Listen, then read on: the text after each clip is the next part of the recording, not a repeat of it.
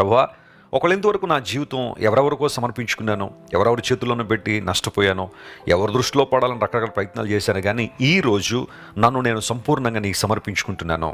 I would like to offer myself to you Lord completely. సమస్తము నీ చేతుల్లో పెడుతున్నాను, తద్వారా నీ చిత్తము నా జీవితంలో జరిగించండి ప్రార్థనాపూర్వకంగా నువ్వు కనిపెట్టగలిగితే అంతకన్నా ఆశీర్వాదం మరొకటి లేదు. God has a big plan for you my friend.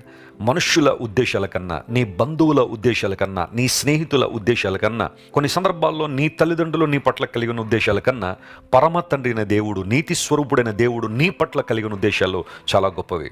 నువ్వు దేనికి కృంగిపోవాల్సిన అవసరం లేదు.